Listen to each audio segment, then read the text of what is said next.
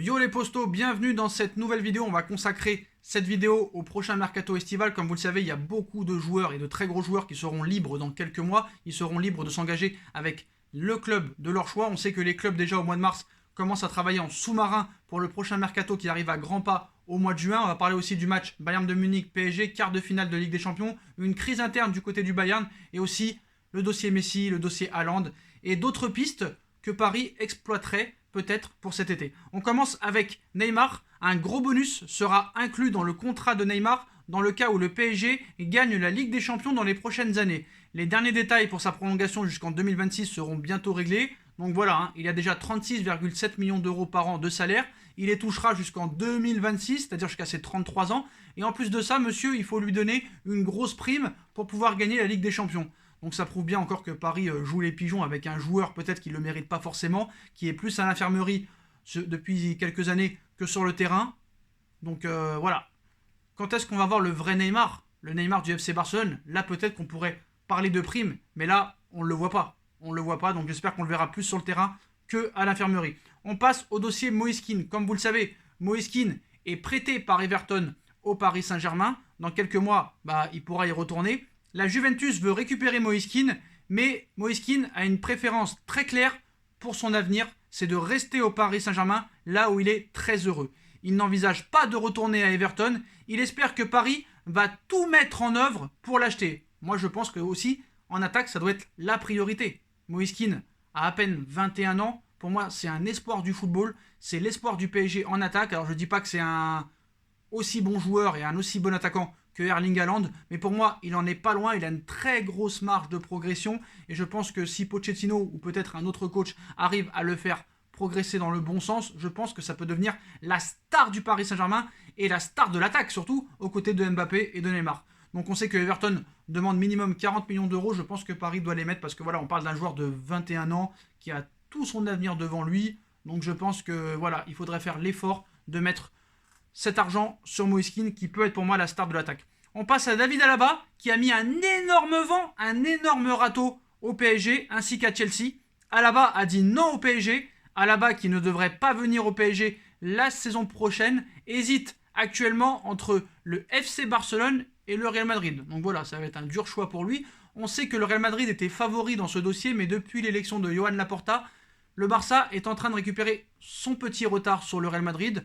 Alors moi, je voulais vous dire la vérité, Je vous l'ai dit déjà, je pense que Alaba aurait dû être la priorité du Paris Saint-Germain. Malheureusement, on ne peut pas forcer un joueur qui ne veut pas venir. Peut-être que ça pourrait changer dans les prochains mois. Moi, je pense qu'il faudrait lui montrer comment on s'appelle lors de ce quart de finale de Ligue des Champions. On l'a montré à Messi, on peut aussi le montrer à David Alaba, en disant qu'on n'est pas n'importe qui. Et s'il faut le montrer peut-être en demi-finale contre le Real à Ramos, pourquoi pas? Pourquoi pas? Voilà. D'ailleurs, on reviendra plus tard dans le dossier Haaland qui s'est exprimé sur son avenir ainsi que le dossier Léo Messi. Donc voilà, Alaba, à moins d'un retournement de situation, ne devrait pas venir au Paris Saint-Germain. Donc voilà un petit peu pour les dossiers chauds, mais il y a d'autres dossiers chauds qui sont du côté du Paris Saint-Germain. Le retour de Serge Aurier. Comme vous le savez, Pochettino a eu Serge Aurier sous ses ordres à Tottenham. Aurier a joué au Paris Saint-Germain entre 2014 et 2017. Ça avait très bien commencé, il avait fait une très bonne saison lors de la saison 2014-2015. Il avait bien commencé aussi les 6 premiers mois de la saison 2015-2016. Pour moi, ça a été l'un des meilleurs latérales droits du Paris Saint-Germain lors de ces 10 dernières années. Mais on sait ce qui s'est passé, quand il a insulté de fiotte M. Laurent Blanc. On l'a mis en CFA et on l'a vite remis. Malheureusement, Laurent Blanc a subi le pouvoir de ses dirigeants et n'a pas eu les couilles de dire non, moi, Aurier m'a insulté, il doit rester en CFA. Non, on l'a imposé à le mettre contre Manchester City. Voilà, c'est une honte. Après, Laurent Blanc est parti, a touché 22 millions d'euros. On sait que l'année d'après, le match contre Lorient, quelques jours après cette remontada, où Aurier doit rentrer à 10 minutes de la fin et qui met 45 minutes pour se préparer pour enfiler une paire de chaussettes et une paire de chaussures. Voilà, pour moi, il n'a pas respecté ses coachs. Même si ses coachs auraient dû quand même avoir une certaine autorité, il a un peu chié quand même sur le club. Donc moi, faire du neuf avec du vieux, je suis pas pour. Vraiment, je suis pas pour. Voilà, ça aurait été le retour de Matuidi, j'aurais dit oui quand même. Mais là, Serge Aurier, voilà, même si c'est un très bon latéral droit, qu'il a été très bon sous l'ère Pochettino, moi, franchement, je dis non. Franchement, je pense pas que ce soit une bonne solution au poste de latéral droit. Donc, on enchaîne les postos avec d'autres pistes que Paris explore. Avant peut-être aussi de devoir se concentrer sur le dossier Mbappé. Bah, il y a d'autres joueurs libres dont on n'a pas parlé, hein, se tournant vers des joueurs en fin de contrat peut-être pour renforcer le PSG. Leonardo pourrait bien tenir son premier renfort pour la saison prochaine. Actuellement prêté avec option d'achat par l'AS Roma, Alessandro Florenzi pourrait rapidement devenir un joueur du PSG à part entière. Pour autant, un autre arrière droit serait recherché par Leonardo en doublure. Comme vous le savez, Thilo Kehrer ne fait pas l'affaire, Colin Dagba ne fait pas l'affaire. Et Leonardo qui penserait au joueur de Naples Elsed Isage, et visiblement l'Albanais se rapprocherait du PSG. En effet, selon les informations du Corriere del Mezzogiorno, le club de la capitale aurait particulièrement avancé pour faire venir le latéral droit albanais, qui sera en fin de contrat cette saison. Donc pourquoi pas, moi je dis oui, il fait une très bonne saison avec Naples qui est 5ème de Serie A. Je connaissais pas ce joueur il y a quelques semaines, je me suis un petit peu renseigné, j'ai regardé les quelques matchs de Naples, notamment contre le Milan AC il y a pas longtemps, et franchement c'est un joueur qui apporte pas mal offensivement, défensivement aussi, mais c'est un petit peu moins bien quand même. Il a une qualité de centre qui pourrait être aussi très intéressante, pourquoi pas en doublure de Florenzi, je valide, honnêtement je valide, c'est un joueur aussi très rapide sur le côté, donc je pense que ça pourrait être pas mal. Le dossier maintenant, Raphaël Varane. Ayant fait son temps, hein, on va le dire, au Real Madrid depuis 2011, Raphaël Varane cultiverait toujours le désir de se lancer un nouveau challenge. Le PSG resterait dans le coup, alors que le Français, pour l'instant, refuse de prolonger à Madrid. Selon Goal, Raphaël Varane n'aurait nullement l'intention de prolonger son contrat au Real Madrid, qui prend fin en 2022, malgré des informations circulant en Espagne, selon lesquelles des discussions auraient lieu entre le champion du monde et le Real Madrid. Varane serait catégorique. Pour le moment, aucune prolongation de contrat est en perspective. Si la situation restait inchangée, le PSG aurait un joli coup à jouer, alors que son directeur sportif Leonardo chercherait à recruter un défenseur central. On sait aussi qu'à la piste Sergio Ramos, qui sera libre aussi dans quelques mois, qui n'a toujours pas prolongé au Paris Saint-Germain. Donc si Paris échoue dans le dossier Ramos, peut-être qu'il se penchera sur Raphaël Varane, mais le Real Madrid en demandera au moins minimum entre 50 et 60 millions d'euros. Je ne pense pas que ce sera une priorité pour le Paris Saint-Germain. Surtout qu'il y a d'autres joueurs peut-être mieux à l'heure actuelle. Au poste de défenseur central, on sait que Kipembe et Marquinhos font très bien l'affaire, mais Paris cherche un très gros défenseur central pour faire la rotation. On sait que Abdou Diallo revient très en force, même si c'est au poste de latéral gauche quand il joue dans l'axe. Il est aussi très performant en ce moment. Diallo, franchement, en ce moment, il n'y a rien à dire. Donc, il faudra voir un petit peu si Diallo confirme, s'il ne se blesse pas, parce qu'on sait qu'aussi il a enchaîné les blessures. Donc, on verra. Mais voilà. Peut-être attendre 2022 et attendre qu'il soit libre. Pourquoi pas. On sait que Raphaël Varane aurait dû signer au Paris Saint-Germain en 2011, mais que M. Comboiré avait refusé sa venue du Racing Club de Lens. Merci Antoine. Donc, voilà un petit peu. Donc, où on en est avec le dossier Mbappé. Alors que Cristiano Ronaldo ou encore Erling Haaland sont annoncés du côté du Real Madrid, on en reparlera, les dirigeants merengues n'auraient des yeux que pour Kylian Mbappé, qui semblerait s'éloigner d'une prolongation de contrat au Paris Saint-Germain tous les jours passants. Donc le lundi il va prolonger, le mardi il va s'en aller, le mercredi il va attendre sa fin de contrat pour partir libre et toucher sa grosse prime à la signature, voilà. Donc apparemment pour le Real Madrid, c'est Mbappé et rien d'autre. Afin de rêver plus grand et de ne pas tomber de haut, le Real Madrid aurait pris la décision de ne pas donner suite aux rumeurs en voyant CR7 à la Casablanca. C'est l'information qu'Eurosport Espagne a divulguée ce mardi. Pour le média, il n'y a aucun doute, la priorité absolue du Real se nomme Kylian Mbappé et les merengues feront leur maximum pour mener à bien cette opération. Le ton est donné, le PSG est prévenu, on a vu les propos de Leonardo dimanche soir dans le Canal Football Club. Ça sent le roussi, mais pour moi, ça reste quand même du 50-50. Mais vraiment, j'ai vraiment peur que voilà, il attend la fin de son contrat en 2022, qu'il parte. Ça arrange le Real, qui pourrait recruter Haaland cet été et qui économiserait l'argent de Mbappé pour juste la prime à la signature. Donc voilà, c'est chaud, c'est chaud, c'est chaud. Franchement, je pense qu'il faut agir. Il faut agir vite du côté du Paris Saint-Germain.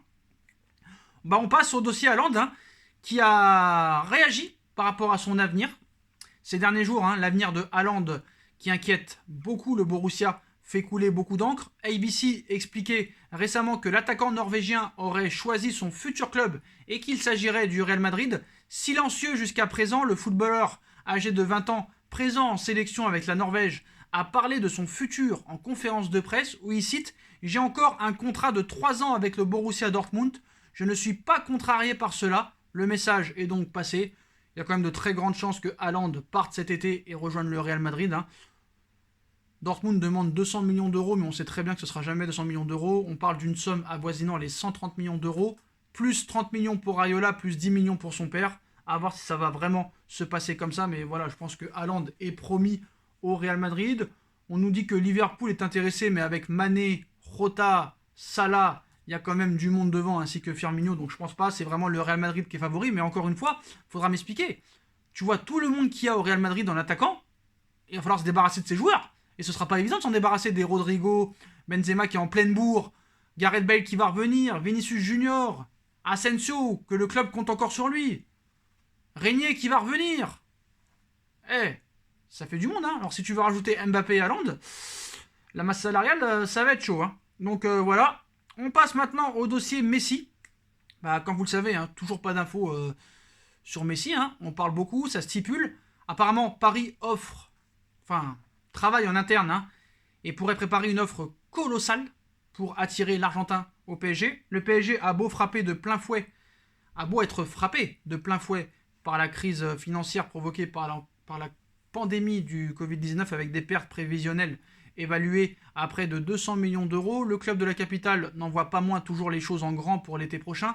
C'est tout du moins ce que laissent supposer les grands noms visés par les champions de France en vue du mercato estival. Ainsi, si la priorité des dirigeants parisiens est bien de convaincre Kylian Mbappé de signer un nouveau bail chez les Rouges et Bleus, comme ils sont déjà parvenus à le faire avec Neymar, hein, ils ne délaissent pas pour autant la piste menant à Léo Messi. Bien au contraire, en fin de contrat en juin prochain au FC Barcelone, le sextuple Ballon d'Or, également dans les petits papiers de Manchester City, apparaît toujours comme l'un des dossiers prioritaires du Paris Saint-Germain. Le PSG semble d'ailleurs prêt à se donner les moyens de ses ambitions dans ce dossier. À en croire Don Ballon, les champions de France seraient prêts à offrir un véritable pont d'or pour convaincre Lionel Messi de rejoindre le Paris Saint-Germain. Le site spécialisé évoque ainsi un salaire de quelques 900 000 euros par semaine, soit pas moins de 45 millions d'euros annuels, ce qui en ferait toujours le joueur le mieux payé au monde. Un niveau de rémunération sur lequel le Barça, qui n'a pas renoncé à le faire prolonger, pourrait avoir du mal à s'aligner.